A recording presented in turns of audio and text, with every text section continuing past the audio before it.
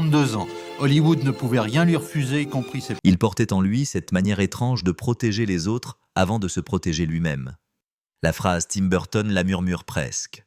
Comme si à 67 ans, il découvrait enfin pourquoi certaines amitiés façonnent une vie entière. Et pourquoi d'autres finissent par se fissurer dans le silence. Il parle de Johnny Depp. Il en parle lentement avec ce mélange de tendresse et de fatigue que seuls les compagnons de route connaissent. Pendant plus de 3 décennies, ils ont avancé côte à côte un réalisateur venu d'un monde d'ombres et de fantaisie, un acteur capable de se dissoudre dans n'importe quelle âme inventée. 2 solitaires qui un jour ont reconnu leur propre étrangeté dans le regard de l'autre. Johnny, c'était un frère. La phrase tombe avec un souffle court. Elle ne cherche pas les faits. Elle dit simplement ce qui fut. Mais aujourd'hui, Tim Burton parle pour une raison précise. Parce qu'il sait que les légendes peuvent devenir des prisons. Parce que les rumeurs se sont glissées entre eux comme une buée froide. Parce qu'après les tempêtes médiatiques, les procès, les alliances brisées, les fidélités murmurées, l'opinion publique s'est appropriée leur histoire parfois en l'aplatissant, parfois en la déformant. Alors Tim a décidé de briser le silence. Pas pour se justifier, pas pour créer un buzz, mais pour redonner une forme humaine à une relation que tout le monde croit connaître sans l'avoir jamais réellement comprise. Il raconte pour la première fois ce qui s'est joué entre eux.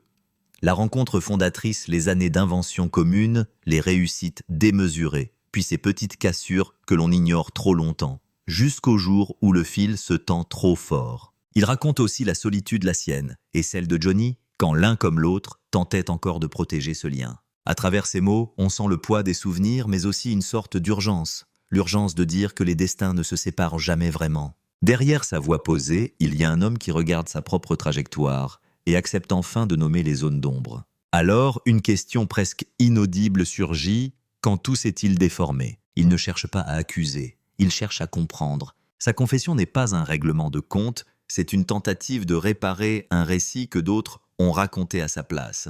Parce que ce qui unit 2 artistes n'est pas seulement une suite de films et de collaborations. C'est une promesse tacite, un langage secret, une manière d'exister ensemble dans un monde qui ne leur a jamais vraiment ressemblé. Et lorsque cette promesse vacille, il n'y a pas de bruit spectaculaire. Il y a juste un silence qui dure plus longtemps que les autres. Aujourd'hui, Tim Burton rouvre les portes de cette histoire, avec pudeur, avec une lucidité parfois douloureuse, avec une loyauté qu'il n'a jamais vraiment perdue. Mais alors, comment 2 artistes liés par une telle évidence ont-ils pu laisser le doute s'installer? Qu'est-ce qui, derrière les caméras, derrière la fantaisie, a commencé à les éloigner? Et pourquoi, à cet âge de bilan, Tim Burton choisit-il enfin de raconter ce qu'il n'a jamais dit? Il raconte ce moment comme on raconte un premier tournant. Pas un coup de théâtre, non, plutôt une évidence qui s'impose en silence.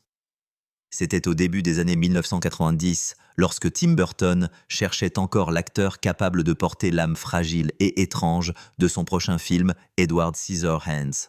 À l'époque, Johnny Depp sortait à peine du carcan d'idole pour adolescente forgé par la série 21 Jump Street. Il suffoquait dans cette image qu'on lui collait. Il voulait autre chose, quelque chose de plus vrai, de plus singulier. Et Tim lui cherchait quelqu'un qui ne jouerait pas Edward.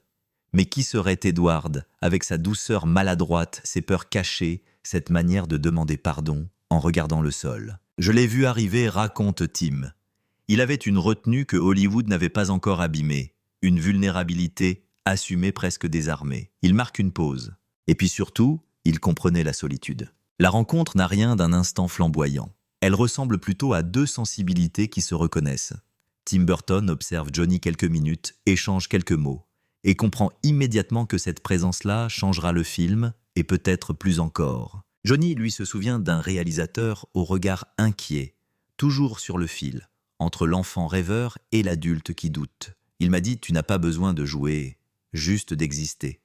Et j'ai senti que je pouvais enfin respirer. Ce jour-là, quelque chose s'imbrique, une alliance artistique qui, sans être encore nommée, s'installe naturellement. Tim découvre un acteur qui ne cherche pas la performance mais la sincérité brute. Johnny découvre un metteur en scène qui n'enferme rien, qui n'exige pas de briller, mais d'être vrai. Les premières lectures et du scénario confirment cette impression étrange d'harmonie. Johnny parle peu, écoute beaucoup, dessine quelques traits sur la marge du texte comme pour ancrer Edward en lui. Tim note ses gestes, son silence, sa manière de pencher légèrement la tête, tout semble juste, tout semble aligné. Il y avait une musique, on lui dit Tim. pas une métaphore, non.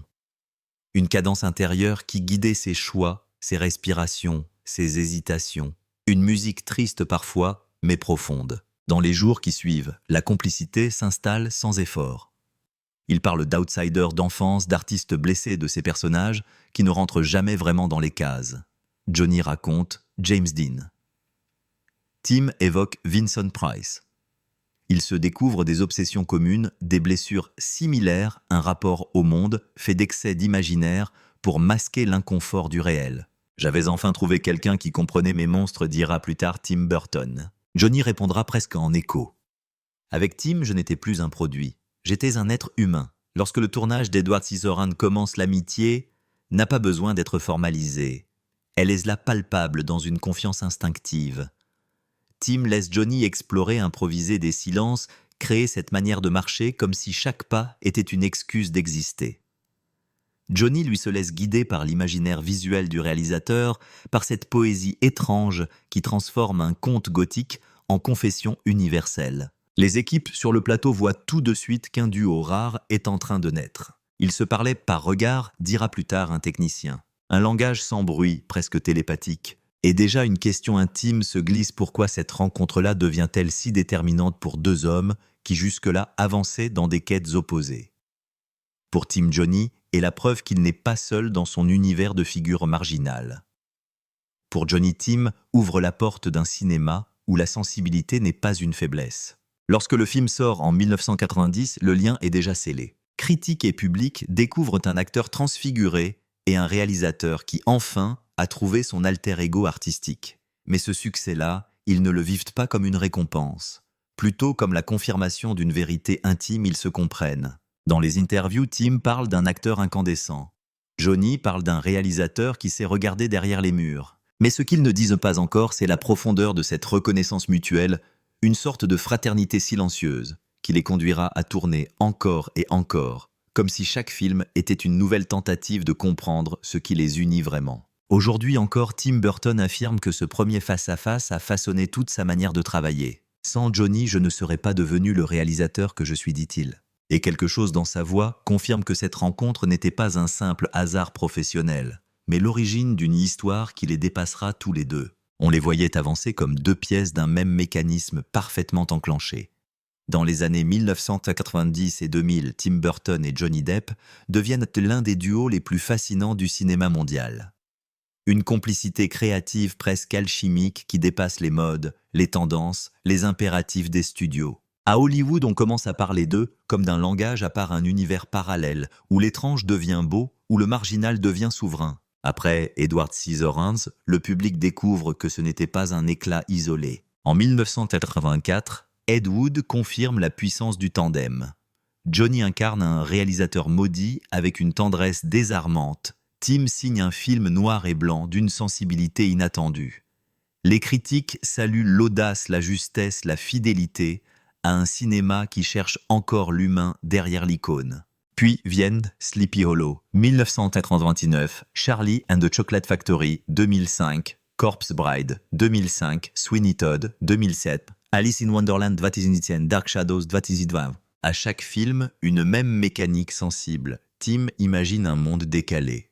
Johnny en devient la créature mouvante, étrange, profondément humaine. Avec Johnny, je pouvais laisser courir mon imaginaire sans me demander s'il allait suivre, dit Tim Burton. Il comprenait l'intention avant même que je la dise. Les studios, eux, observent avec étonnement ce duo atypique qui transforme des œuvres improbables en succès planétaire. Alice in Wonderland franchit le $1 milliard au box-office. Charlie and the Chocolate Factory devient un phénomène mondial. Sweeney Todd obtient un Golden Globe pour Johnny. Mais derrière les chiffres, il y a autre chose, la sensation que leurs films racontent des fragments d'eux-mêmes. Johnny crée des personnages qui portent les traces de son enfance, de ses excès, de ses contradictions. Tim filme des mondes qui prolongent ses cauchemars, ses obsessions, sa douceur maladroite. Et ensemble, ils construisent une mythologie où les marginaux ne sont plus des perdants, mais des héros de lumière. Les tournages ressemblent à des laboratoires d'émotions. Johnny propose Tim ajuste. Tim esquisse une idée. Johnny la transforme en geste. Un technicien de Sleepy Hollow racontera plus tard « C'était comme voir un peintre et son pinceau. On ne savait plus qui influençait l'autre. Les médias commencent à parler d'un mariage artistique. Le terme amuse Tim, ce n'était pas un mariage. C'était une confiance sans explication. Johnny lui glisse « Un jour Tim m'a offert la liberté. C'est le plus beau cadeau d'une carrière. » Mais derrière ces années d'euphorie créative, il y a aussi l'envers du décor, l'exposition médiatique, les étiquettes, les pressions. À mesure que leurs films deviennent des événements mondiaux, leurs regards se croisent moins dans la simplicité des débuts. Les interviews, les contrats, les horaires, les obligations, tout s'accumule. Ils restent proches, mais la machine hollywoodienne devient plus lourde, plus exigeante, presque intrusive. Pourtant, à chaque nouveau projet, l'élan revient. Lorsque Tim imagine Sweeney Todd, il n'a pas un doute seul, Johnny peut porter cette noirceur lyrique. Lorsqu'il prépare Alice in Wonderland, il voit immédiatement dans les yeux de Johnny la folie douce du Mad Hatter, cette douleur dissimulée sous la couleur, cette poésie fragile qu'il reconnaît si bien. Ce sont les années où leur duo atteint une amplitude rare populaire et intime spectaculaire et profondément personnelle. Le public croit tout savoir d'eux. On parle d'un code secret entre réalisateur et acteur. On raconte que Johnny n'a jamais besoin de direction, que Tim n'a jamais besoin d'expliquer. Mais la réalité est plus délicate. Ce n'est pas de la magie. C'est une confiance construite film après film, une loyauté nourrie par la reconnaissance mutuelle, celle d'avoir trouvé chacun en l'autre une réponse aux questions qu'ils se posaient depuis l'enfance. Dans un monde où tout va vite, où les alliances se brisent avec une facilité glaçante, eux tiennent bon. Ou du moins, c'est ce qu'ils croient encore. Car Tim Burton, en racontant aujourd'hui ces années lumineuses, laisse glisser quelques mots qui en disent long. Nous étions si synchronisés que nous n'avons pas vu les premiers signes. Quels signes? Les premières absences, les premiers malentendus. Les premières blessures que l'on cache en espérant qu'un tournage, un projet ou simplement la loyauté suffira à les effacer. Les années de gloire ont été splendides, démesurées même. Mais elles ont aussi posé les fondations d'un paradoxe, plus la légende du duo grandissait, plus l'espace intime rétrécissait. Et un jour sans bruit, les fissures se sont mises à apparaître. Elles ne surgissent jamais d'un coup. Les fissures dans une amitié comme la leur naissent en silence, de petits décalages presque imperceptibles qui finissent par dessiner une brèche. Et pourtant, à l'époque, personne ne veut les voir, surtout pas eux. Tim Burton se souvient de ce glissement lent. C'était subtil. Une manière différente de répondre, une distance dans les regards, rien de grave. Mais quelque chose. Il n'accuse pas. Il constate simplement que le duo n'avançait plus avec la même évidence qu'au début. Mais alors, qu'est-ce qui a commencé à rompre l'harmonie? Les tournages du début des années 2010 marquent un tournant. Dark Shadows sort en 2012. Ce devait être un retour aux sources, un film gothique drôle étrange, leur terrain de jeu naturel. Pourtant, sur le plateau, on remarque une légère tension. Les journalistes en parlent, les techniciens le sentent, quelque chose flotte dans l'air. Pourtant, personne ne comprend vraiment. Johnny reste professionnel, inventif, généreux. Tim dirige avec sa douceur habituelle. Mais les deux hommes ne circulent plus dans le même rythme intérieur. Il y a bien sûr la pression médiatique qui entoure désormais Johnny Depp. Sa relation avec Amber Heard fait déjà bruit et les tabloïds s'invitent sur le plateau. Johnny essaye de préserver l'espace créatif, mais les questions, les rumeurs, les regards insistants, tout cela s'infiltre malgré lui. Je voyais qu'il était fatigué, dit Tim. Pas physiquement, fatigué de porter tout ça. Et puis il y a un autre élément plus fragile encore l'attente. L'attente du public, l'attente des studios, l'attente de retrouver à chaque nouveau film le miracle des débuts. On exige du duo qu'il recommence l'alchimie, encore et encore. Mais un lien humain n'est pas un mécanisme reproductible. Ce soir-là, Tim raconte un dîner à Londres pendant la préparation d'un projet qui ne verra jamais le jour. Une conversation banale, un verre de vin, quelques rires, et soudain un silence plus lourd que d'habitude. Johnny semble absent. Tim cherche son regard, ne le trouve pas. Je me suis dit, il se passe quelque chose, mais je n'ai pas su quoi dire. La voix de Tim devient presque un murmure. J'aurais dû parler, j'aurais dû demander. Les malentendus commencent à s'accumuler. Rien de spectaculaire, rien de violent.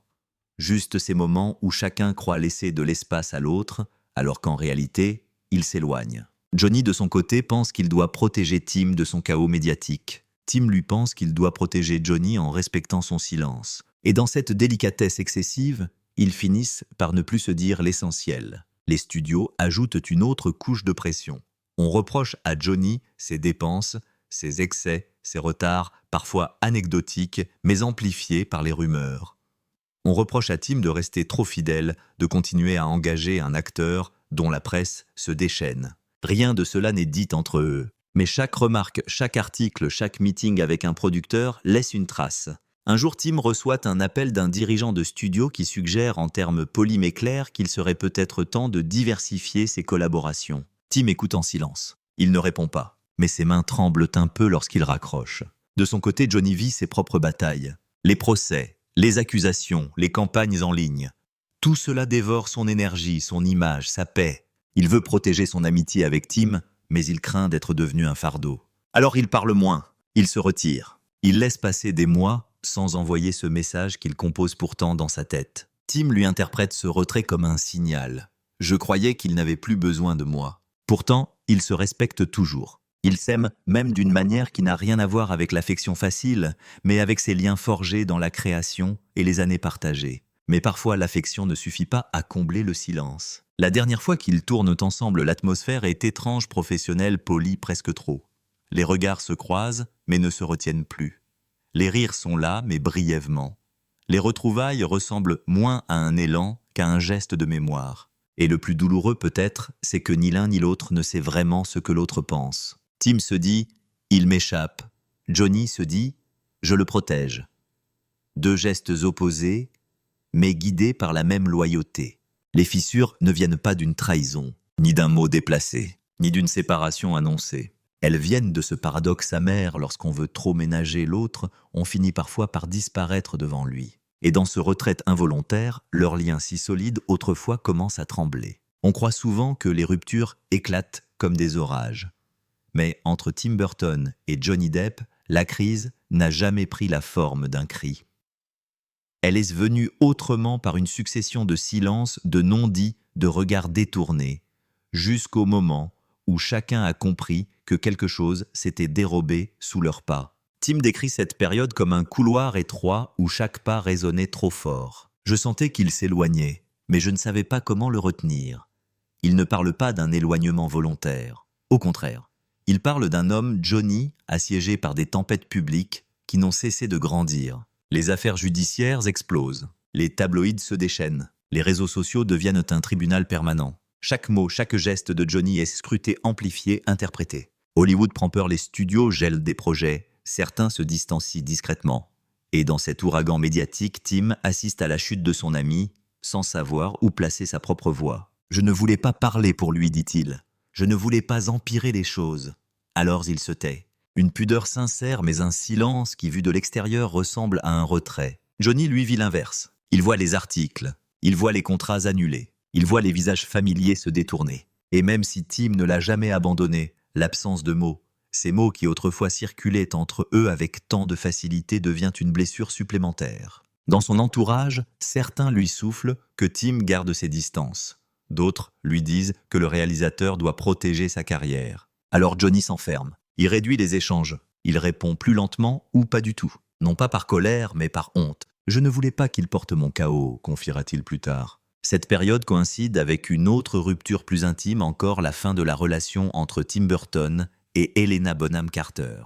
Une histoire longue, dense, créative qui s'effrite à son tour. Le réalisateur traverse un deuil discret, presque invisible, que peu de gens voient. Il travaille moins, il dort peu. Et sa tristesse, mêlée aux responsabilités professionnelles, crée une distance involontaire entre lui et Johnny. C'est là, dans cette accumulation de douleurs parallèles, que la rupture se cristallise. Un jour, Tim reçoit un message de Johnny. Quelques lignes simples. Police, d'une retenue inhabituelle. Tim le lit plusieurs fois sans comprendre. Ce n'est pas une annonce, ce n'est pas un reproche. C'est une sorte d'au revoir silencieux. Comme si Johnny lui disait « Je te laisse tranquille, tu n'as pas besoin de porter ça ». Tim répond. Mais sa réponse arrive tard, trop tard peut-être. Les mots sont professionnels, mesurés. Trop mesurés. Il avoue, aujourd'hui, je voulais dire que j'étais là. J'ai écrit l'inverse. À partir de là, les échanges deviennent rares. Quelques messages pour les anniversaires. Quelques appels sans suite. Des promesses de dîner. Des on se voit bientôt qui ne trouvent pas de date. Le lien ne se brise pas. Il se dissout. Lorsque les studios lui proposent un nouveau projet, un film où beaucoup imaginent déjà Johnny dans le rôle principal. Tim hésite pour la première fois, non pas parce qu'il doute de l'acteur, mais parce qu'il ignore s'ils savent encore se parler. « Je ne voulais pas l'exposer davantage, dit-il. Je ne voulais pas qu'on dise que je l'utilisais ou que je le sauvais. La crise atteint son sommet lorsqu'une rumeur circule. Tim Burton envisagerait de tourner sans Johnny pour la première fois en 20 ans. Personne ne parle ouvertement, mais chacun comprend quelque chose s'est rompu. Et pourtant, au fond, ni l'un ni l'autre n'a voulu cette distance. Ni l'un ni l'autre n'a prononcé un mot définitif. Ils se sont simplement retrouvés sur deux îles séparées par une mer de scandales, de tristesse privée et de quiproquos. L'amitié n'est pas morte. Elle est suspendue, immobilisée dans une sorte de brouillard. Et ce qui pèse le plus lourd, Tim le dit avec une honnêteté qui bouleverse, c'est ce qu'ils ne se sont jamais dit. Je pensais que j'avais le temps d'expliquer, le temps de réparer. Mais le temps disparaît plus vite qu'on le croit. Voilà la vraie rupture, pas un acte, pas une dispute, pas une décision. Une érosion lente, une somme de malentendus, un excès de délicatesse qui finit par devenir une forme d'abandon. Après la crise, il n'y a pas de reprise spectaculaire. Pas de scène d'explication, pas de réconciliation filmée. Il y a simplement deux hommes qui, chacun de leur côté, tentent de survivre au vacarme qui les a traversés. Et lorsque la tempête s'éloigne enfin, elle laisse derrière elle un paysage intérieur que ni Tim ni Johnny n'avaient anticipé. Tim Burton d'abord. Il se replie sur son travail avec une prudence nouvelle. Il accepte moins de projets. Il se protège davantage. Sa séparation avec Helena Bonham Carter l'a fragilisé, et le tourbillon médiatique autour de Johnny l'a épuisé. Il le reconnaît aujourd'hui, j'avais besoin de silence. Pour respirer, pour comprendre où j'allais. Ce silence, il l'habite comme on habite une maison trop grande après un départ. Les couloirs résonnent, les souvenirs se bousculent. Il revoit les tournages, les rires, les improvisations de Johnny, cette façon qu'ils avaient autrefois de communiquer sans phrase complète. Aujourd'hui, la communication se limite parfois à un message de courtoisie, une pensée envoyée entre deux continents. Tim l'admet. Je me suis souvent demandé si je devais écrire davantage. Et puis, je laissais passer. Par peur d'être maladroit, une peur simple humaine, une peur qui malheureusement entretient la distance. Johnny, lui, émerge lentement de ses propres batailles. Les procès l'ont brisé, puis reconstruit d'une manière étrange, comme si chaque victoire était teintée d'un goût amer. Ses apparitions publiques sont moins fréquentes. Il joue de la musique voyage, se tient à l'écart des plateaux. Il cherche à retrouver un espace où il n'est plus un symbole, un sujet de débat, une matière première pour tabloïd, mais simplement un homme. Lors d'une interview discrète, donnée loin du tumulte hollywoodien, il dit cette phrase qui ressemble à une confession. Certains liens restent même quand on ne sait plus les toucher. On ne lui demande pas de nom, mais sa voix se brouille légèrement, comme si l'absence d'un certain réalisateur portait encore un poids particulier. Des proches témoignent que Johnny évoque Tim avec une tendresse intacte. Il dit Timmy, comme avant. Il garde chez lui quelques dessins du réalisateur offerts pendant les tournages, ainsi qu'un vieux Polaroid 2.2 pris sur Sleepy Hollow. Un cliché banal presque flou, mais qu'il garde dans une boîte en métal à portée de main. De son côté, Tim n'a jamais renié Johnny. Jamais un mot de mépris. Jamais une prise de distance publique. Au contraire, chaque fois qu'un journaliste lui demande s'il retravaillerait un jour avec lui, il répond avec cette phrase simple « Johnny est un ami, l'un des plus importants ». Puis il ajoute plus doucement « Ce n'est pas toujours facile de protéger ce que l'on aime.